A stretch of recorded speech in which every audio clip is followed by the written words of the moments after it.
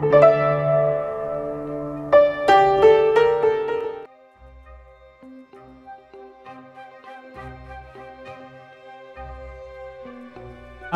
স্বাগত জানাই বোঝেকম.com এর অডিও স্টোরি পর্বে।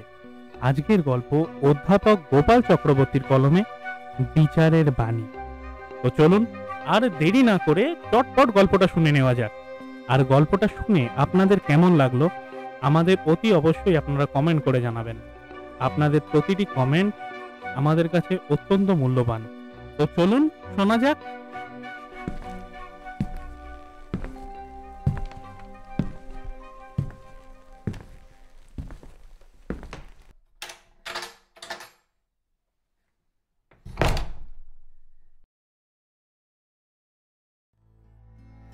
সুপ্রতীক বাবু সেদিন তাড়াতাড়ি স্কুল থেকে ফিরে এলেন।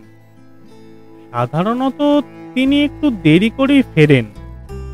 স্কুল ছুটির পর তিনি সব ক্লাসগুলি ঘুরে ঘুরে দেখেন দরজা জানলা বন্ধ করা হয়েছে কিনা, আলো পাখা নেভানো হয়েছে কিনা। সুপ্রতীক বাবু হেডমাস্টার নন, এই দায়িত্ব কেউ তাকে দেয়নি। তিনি স্বতঃস্ফূর্তভাবে নিজের কাঁধে তুলে নিয়েছেন এই দায়িত্ব। উদয়পুর মহাত্মা গান্ধী শতবার্ষিকী শিক্ষা নিকেতনের সব থেকে senior teacher Supratik Haldar. School service commission হওয়ার অনেক আগে স্কুলে ঢুকেছেন। এই স্কুলের হেডমাস্টার পদ তপশিলীদের জন্য সংরক্ষিত। বাইরের অনেক স্কুল থেকে একসময় হেডমাস্টার হওয়ার জন্য প্রস্তাব এসেছিল, কিন্তু এই স্কুল ছেড়ে যেতে তিনি রাজি হননি। ইদানিং সব ক্লাসরুমগুলো ভালো করে দেখার একটি কারণ হলো, গত বছর গরমের সময় সুপ্রতীক বাবু সব ক্লাসরুমের পাখা বন্ধ হয়েছে কিনা ঘুরে দেখছেন। ক্লাস 5-এর বি সেকশনের ঘরের শেষ বেঞ্চে একটা ব্যাগ দেখে তিনি এগিয়ে গেলেন। দেখলেন একটা ছাত্র অঘরে ঘুমাচ্ছে। পাশের গ্রামের মাঠের দিকে এখনো কারেন্ট যায়নি, হয়তো ওখানেই বাড়ি ছেলেটার। কাল রাতে হয়তো গরমে ঘুমাতে পারেনি। সুপ্রতীক বাবু ছেলেটার গায়ে হাত দিয়ে ধীরে ধীরে ডাকলেন। চমকে উঠল ছেলেটা। সুপ্রতীক বাবু বললেন, কিরে, ঘুমিয়ে পড়েছিলি? রাত্রে ঘুম আসেনি? ছেলেটি মাথা নিচু করে বলল, বড্ড গরম স্যার। কিন্তু বাড়ি যেতে হবে তো, এখানে ঘুমালে তো হবে না বাবু। সুপ্রতীক বাবুর চোখে না পড়লে হয়তো ঘুমিয়েই থাকতো ছেলেটি, আর পেয়ারা বাইরে তালা দিয়ে চলে যেত।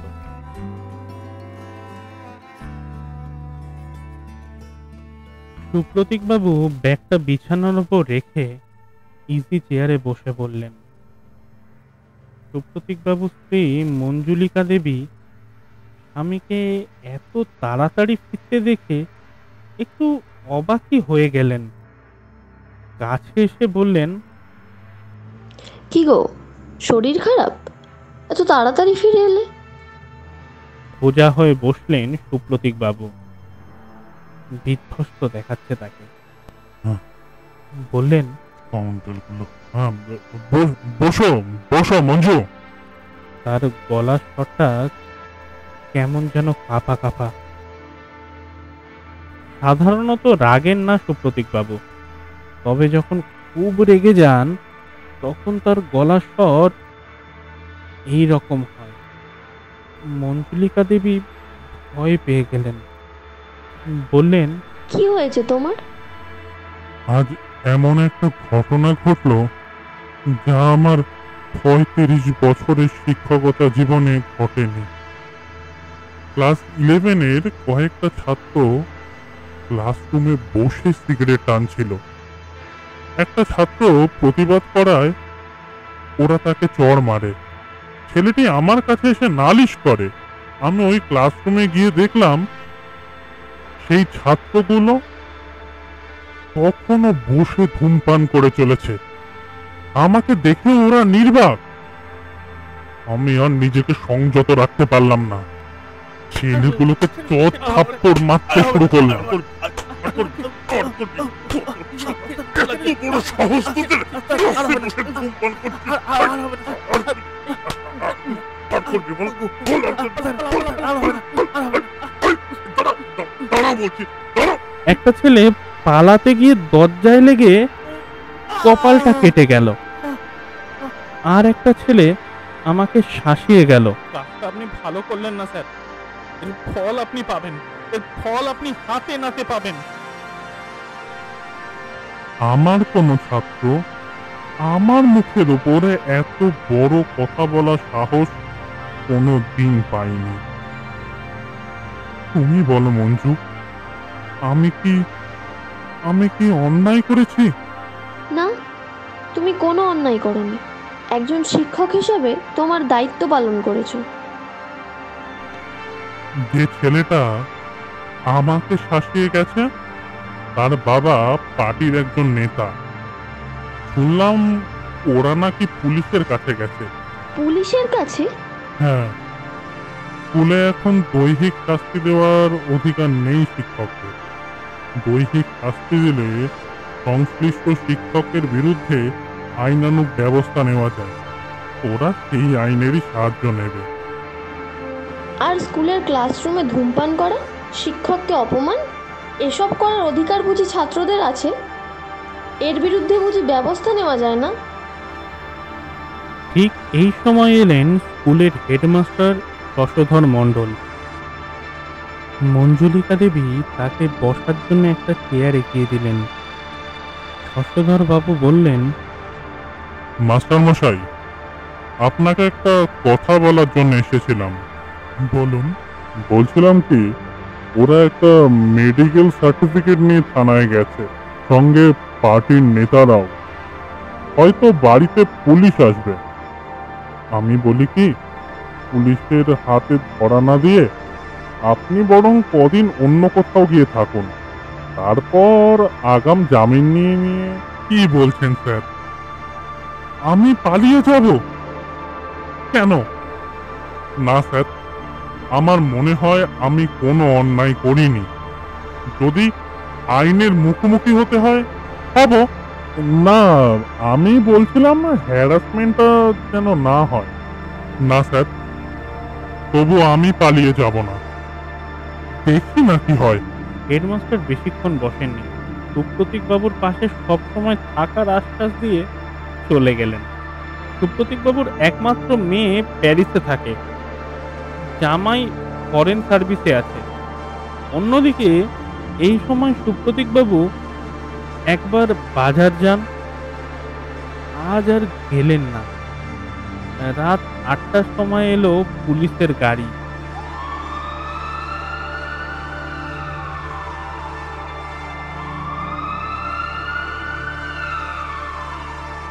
সুপ্রতীক বাবু যেন এর জন্যই অপেক্ষা করছিলেন।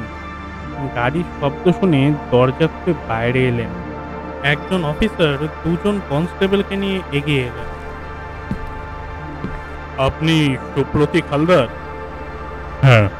আপনার নামে ওয়ারেন্ট আছে, আপনাকে অ্যারেস্ট করলাম। এই কথা শুনে মঞ্জুলিকা দেবী আত্মনাদ করে উঠল। না! অফিসার বলল, আপনাকে এক্ষুনি আমাদের সঙ্গে থানায় যেতে হবে। যাচ্ছি। ধীর স্থির ভাবে সুপ্রতীক বাবু বললেন। গাড়ি দেখে ততক্ষণে বাড়ির গেটের সামনে অনেক লোক জমে গেছে। কয়েকজনকে সুপ্রতীক বাবু চেনেন। ৩৫ বছর শিক্ষকতা করছেন সুপ্রতীক বাবু। এদের মধ্যে তার অনেক ছাত্রও আছে। সুপ্রতীক বাবুর মনে হয়েছিল হয়তো এইবার একটা প্রতিবাদের ঝড় উঠবে, কিন্তু কেউ এগিয়ে এলো না। স্ত্রীকে সান্ত্বনা দিয়ে সুপ্রতীক বাবু পুলিশের গাড়িতে উঠলেন। ভিড়ের মধ্যে একজন বলল, কোমরের দড়ি বেঁধে নিয়ে যান মাস্টারকে। সুপ্রতীক বাবু একবার তাকিয়ে দেখলেন বিল্ডিং মেটেরিয়াল ব্যবসায়ী পরমানন্দ মণ্ডল। গত বছর স্কুলের ঘর তৈরির সময় অতি নিম্নমানের ইট সাপ্লাই করেছিলেন বলে সুপ্রতীকবাবু দরবার করে সেই ইট ফেরত নিতে বাধ্য করেছিলেন। এইবার লজ্জায় অপমানে সুপ্রতীকবাবুর মাটির সঙ্গে মিশে যেতে ইচ্ছে করল। পরের দিন সুপ্রতীকবাবুকে কোর্টে তোলা হবে। সকালবেলায় প্রায় সব কাগজে আগের দিনের ঘটনা বিস্তারিত বেরিয়েছে।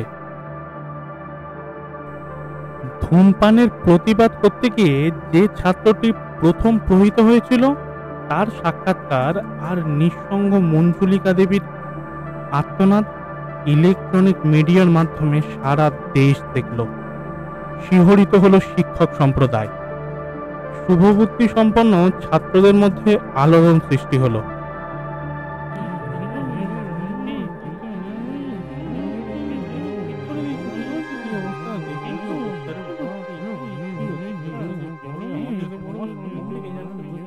আদালত আজ ভিড়ে ঠাসা। উদয়পুর মহাত্মা গান্ধী শতবার্ষিকী শিক্ষানিকেতনে আজ ছুটি ঘোষণা করা হয়েছে।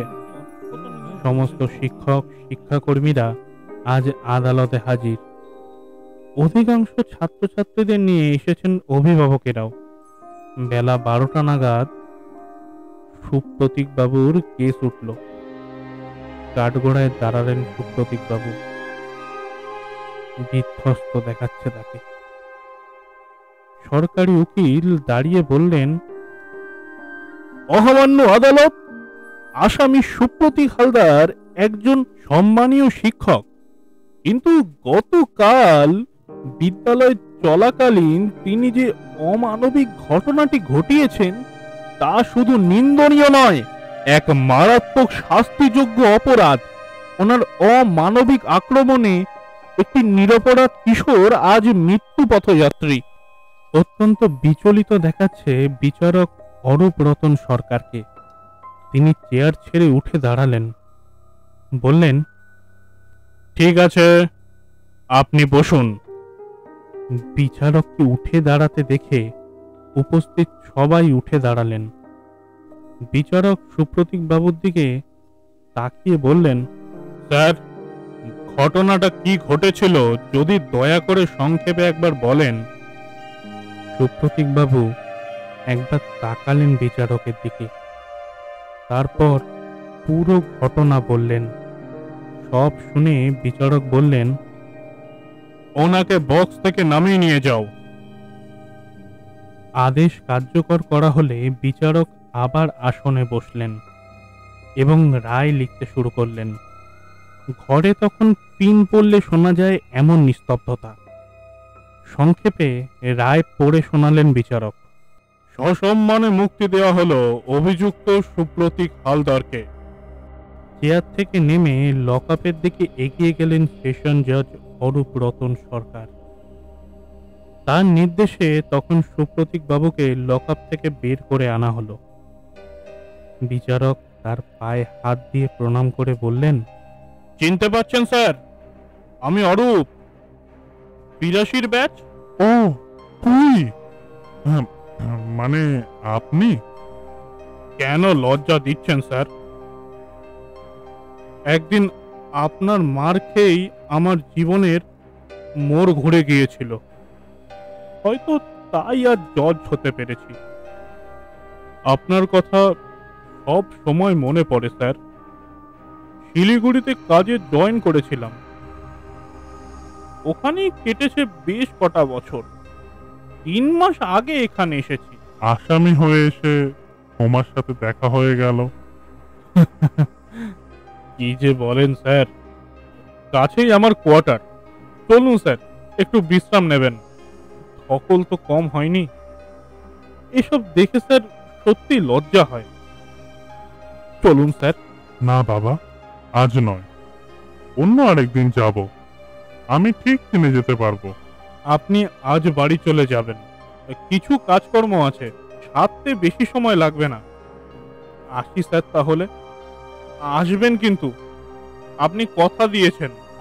হ্যাঁ, নিশ্চয়ই আসবো। জজ সাহেব চলে গেলেন। সুপ্রতীক বাবু যখন বাইরে এলেন তখন কোর্ট চত্বরে লোকে লোকারণ্য। ছাত্র ছাত্রী, অভিভাবক, শিক্ষক আর মিডিয়ার ভিড়। সবাই সুপ্রতীক বাবুর কাছে আসতে চায়। ভিড় সামলাতে পুলিশ হিমশিম খেয়ে যাচ্ছে।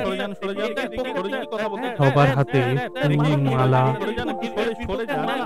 পরমানন্দ মণ্ডল এসে 32 পাটি বার করে বলল, স্যার, আমার গাড়ি আছে, আপনাকে বাড়ি পৌঁছে দেব। সুপ্রতীক বাবু বেয়ারা সতীশকে ডেকে বললেন, সতীশ, সতীশ, একটা সাইকেল ভ্যান ডেকে আনতো, স্টেশন যাব। হয়তো 3:45 পেয়ে যাব।